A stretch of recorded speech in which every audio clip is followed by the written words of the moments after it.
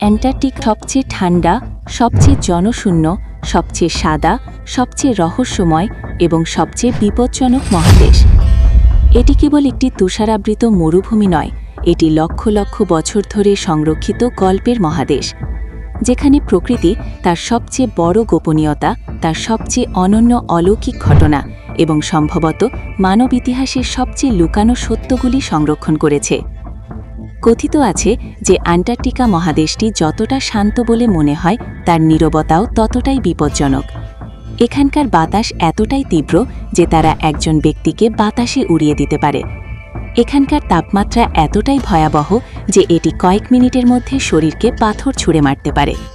আর এখানকার বরফ এত ঘন যে বিশ্বের সমস্ত ভবন যদি এতে স্থাপন করা হয়, তবুও তারা লুকিয়ে থাকবে। প্রায় পুরো মহাদেশটি প্রায় 1.9 কিলোমিটার পুরো বরফে ঢাকা, যদিও কিছু জায়গায় এই স্তরটি 4.8 কিলোমিটার পর্যন্ত পৌঁছায়। এই বরফ কেবল জমে থাকাই নয়, এর মধ্যে লক্ষ লক্ষ বছরের স্তর রয়েছে, যার মধ্যে রয়েছে ধুলো, ছাই, ব্যাকটেরিয়া, প্রাচীন এয়ার কন্ডিশনিং বুদবুদ এবং সম্ভবত ভুলে যাওয়া প্রাচীন সভ্যতার চিহ্ন। বিজ্ঞানীরা বিশ্বাস করেন যে এই সাদা মহাদেশের নিচে একটি সম্পূর্ণ পৃথিবী লুকিয়ে আছে, একটি পৃথিবী যা ক্রমাগত পরিবর্তনশীল, শ্বাস নিচ্ছে এবং গোপন রহস্য লুকিয়ে রাখছে। অ্যান্টার্কটিকা কোনো সাধারণ মহাদেশ নয়, এটি আমাদের গ্রহের জলবায়ু নিয়ন্ত্রণ কেন্দ্র। এখানকার ঠান্ডা বাতাস পৃথিবীর আবহাওয়া নিয়ন্ত্রণ করে। এখানকার বরফ এবং সমুদ্র স্রোত সমুদ্রকে পরিচালিত করে। আর যদি এই মহাদেশ গলে যায়, তাহলে মানুষের তৈরি সমস্ত সভ্যতা সমুদ্রের জলে ডুবে যাবে। বিজ্ঞানীরা বিশ্বাস করেন যে যদি অ্যান্টার্কটিকার সমস্ত বরফ একবারও গলে যায়, তাহলে সমুদ্রপৃষ্ঠের উচ্চতা প্রায় 70% হবে। আর যদি অ্যান্টার্কটিকার সমস্ত বরফ গলে যায়, তাহলে সমুদ্রপৃষ্ঠের উচ্চতা প্রায় 57% হবে। ভাবুন, পৃথিবীর কত শহর ধ্বংস হয়ে যাবে। New York, Mumbai, Tokyo, Shanghai, Kolkata, London এবং আরও অনেক শহর জলে ডুবে যাবে। কিন্তু অ্যান্টার্কটিকার রহস্য কেবল বরফের মধ্যেই সীমাবদ্ধ নয়। এখানকার অন্ধকার মাসের পর মাস স্থায়ী হয়। গ্রীষ্মকালে সূর্য কখনো অস্ত যায় না এবং শীতকালে কখনো উদিত হয় না। বছরের অনেক মাসে এখানকার বাতাস এত শুষ্ক থাকে যে সূর্য দেখা অসম্ভব। একে পৃথিবীর ঠান্ডা মরুভূমি বলা হয়, যেখানে বৃষ্টিও হয় না, তুষারপাতও হয় না। শুধুমাত্র পুরনো জমাট বাঁধা বরফই রয়ে গেছে। এখন পর্যন্ত এখানে সর্বনিম্ন তাপমাত্রা রেকর্ড করা হয়েছে -80 ডিগ্রি। এটা এতটাই ভয়াবহ যে কোনো জীবন্ত প্রাণী খোলা আকাশের নিচে কয়েক মিনিটের বেশি বেঁচে থাকতে পারে না। কিন্তু প্রশ্ন হল, এত ভয়াবহ পরিস্থিতিতে কি লুকিয়ে থাকতে পারে? বড় দেশগুলি এত বছর ধরে এখানে কেন বাস করছে?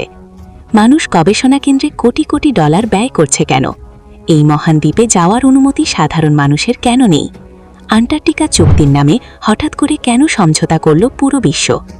যদিও দেশগুলির ইতিহাস বলে যে তারা এত সহজে কোনো স্থান ছেড়ে কখনো যায় না। এখানে কি এমন কোনো রাজ্য আছে যা বিশ্বকে কাঁপিয়ে দেবে? র্যাডার এবং স্যাটেলাইটের সাহায্যে বিজ্ঞানীরা আবিষ্কার করেছেন যে বরফের নিচে শত শত হ্রদ রয়েছে, যা লক্ষ লক্ষ বছর ধরে পৃথিবী থেকে বিচ্ছিন্ন করা হয়েছে। সবচেয়ে রহস্যময় হ্রদ ভস্টক বরফের 4 কিলোমিটার নিচে অবস্থিত এবং প্রায় 1.5 কোটি বছর ধরে সূর্যের আলো দেখেনি।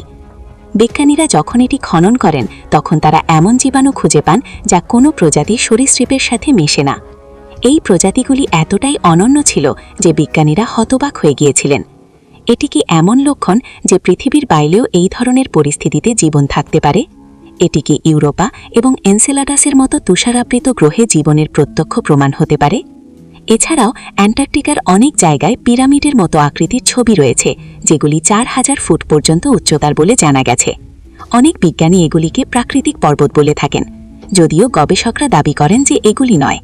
তারা দাবি করেন যে এগুলি একটি প্রাচীন সভ্যতার ধ্বংসাবশেষ হতে পারে। কিছু লোক এখানে একটি বিনগ্রহী ঘাঁটির অস্তিত্বের কথাও বলে। কিন্তু সবচেয়ে বড় রহস্য হল নাৎসি জার্মানির নিউ সুয়াবেনল্যান্ড অভিযান। হিটলার 1938 সালে এখানে একটি অভিযান পাঠিয়েছিলেন, যার সরকারি কারণগুলি আড়াল করা ছিল। কিন্তু লুকানো কারণ এখনও স্পষ্ট নয়। কথিত আছে যে নাৎসিরা এখানে একটি গোপন ঘাঁটি তৈরি করেছিল, যার নাম ছিল বেস 211, যেখানে তারা গোপন মেশিন এবং গোপন কৌশল ব্যবহার করত। এটা কি সত্য? কেন এর প্রমাণ বিশ্ব থেকে গোপন করা হয়েছিল? এরপর ১৯৪৬ সালে আমেরিকা ইতিহাসের বৃহত্তম অ্যান্টার্কটিক অভিযান শুরু করল, অপারেশন হাই জাম্পে। ১৩টি জাহাজ, ৩৩টি বিমান এবং ৪,৭০০ সৈন্য। এই অভিযানটি ৬ মাস স্থায়ী হওয়া উচিত ছিল, কিন্তু মাত্র ৮ সপ্তাহের মধ্যে এটি রহস্যজনকভাবে সম্পন্ন হয়েছিল। অ্যাডমিরাল রিচার্ড বার্ড বলেন, আমরা এমন উড়ন্ত যন্ত্র খুঁজে পেয়েছি যা যে কোনো দেশের প্রযুক্তির চেয়ে অনেক এগিয়ে ছিল।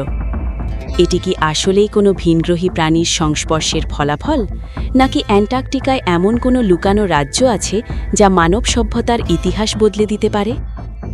এখানকার গভীরতা কেবল বরফ নয়, এখানকার গল্পগুলি এত গভীর যে বিজ্ঞানীরা এখনও তাদের পাশে দাঁড়িয়ে আছেন। অ্যান্টার্কটিকার পৃষ্ঠের নিচে একটি বিশাল অগ্নিভিত্তিক নেটওয়ার্ক রয়েছে। এতে ১৩৮টিরও বেশি অগ্নিভিত্তিক যন্ত্র রয়েছে। এর মধ্যে কিছু অস্তিত্বহীন, কিছু সক্রিয়, এবং বিজ্ঞানীরা সন্দেহ করেন যে অনেক অগ্নিভিত্তিক যন্ত্র ধীরে ধীরে সক্রিয় হয়ে উঠছে বরফের নিচে। যদি এই বৃহৎ অগ্নিনির্বাপক যন্ত্রগুলির কোনোটি বিস্ফোরিত হয়, তাহলে বরফ গলে যাওয়ার হার অনেক গুণ বেড়ে যেতে পারে। একটা সময় ছিল যখন এখানকার বরফ সম্পূর্ণ সবুজ বনভূমি ছিল। জীবাশ্ম আমাদের বলে যে এখানকার বরফ কেবল জীবনের উৎসই নয়, জীবনেরও উৎস।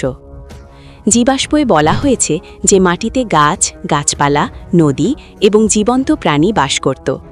কিন্তু হঠাৎ করেই এই মহাদেশে কি ঘটে গেল যে কয়েক মিনিটের মধ্যেই এটি তুষারাবৃত কবরস্থানে পরিণত হল? কিছু বিজ্ঞানী বলেন যে এটি পৃথিবীর আকার পরিবর্তনের ফলাফল। কিছু বিজ্ঞানী বলেন যে এটি ধূমকেতুর সাথে যুক্ত একটি সুপার ইভেন্টের সাথে যুক্ত। অনেক গবেষক বলেন যে এটি লক্ষ লক্ষ বছর আগে ঘটে যাওয়া একটি প্রাকৃতিক কোয়ান্টাম জলবায়ু পরিবর্তন ছিল, এবং এটিও একটি সত্য। সম্রাট পেঙ্গুইনরা এত কঠোর পরিস্থিতিতে বাস করে যে তাদের ধৈর্য দেখে বিজ্ঞানীরাও হতবাক হয়ে যান। ঘণ্টায় ৬০ কিলোমিটার বাতাস, -৬০ ডিগ্রি তাপমাত্রা এবং মাসের পর মাস অন্ধকার থাকা সত্ত্বেও তারা তাদের ডিম নিরাপদে রাখে। কিন্তু আপনি কি জানেন যে কিছু বিজ্ঞানী বলেছেন যে পেঙ্গুইনদের ন্যাভিগেশন সিস্টেম এত উন্নত যে তারা পৃথিবীর সৌরজগতের পরিবর্তনগুলি অনুভব করতে পারে? কিছু বিজ্ঞানী দাবি করেন যে এই ক্ষমতা তাদের পৃথিবীর প্রথম ইঙ্গিত দেয়। এই গ্রহের প্রতিটি অংশ আপনাকে বুঝতে সাহায্য করে যে আপনি পৃথিবীতে নন, বরং অন্য কোনো গ্রহে আছেন। এবং তারপরে আসে অ্যান্টার্কটিকার আধুনিক রহস্য। আমেরিকা অপারেশন হাই জাম্প নামে ইতিহাসের বৃহত্তম অ্যান্টার্কটিক মিশন পরিচালনা করেছিল। ১৩টি জাহাজ, ৩৩টি বিমান এবং ৪,৭০০ সৈন্য।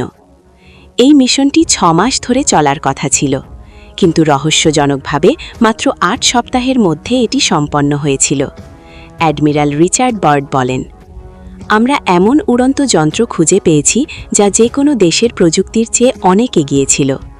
এটি কি আসলেই কোনো ভিনগ্রহী যোগাযোগের ফলাফল, নাকি অ্যান্টার্কটিকাতে এমন কোনো রাজ্য লুকিয়ে আছে যা মানব সভ্যতার ইতিহাস বদলে দিতে পারে?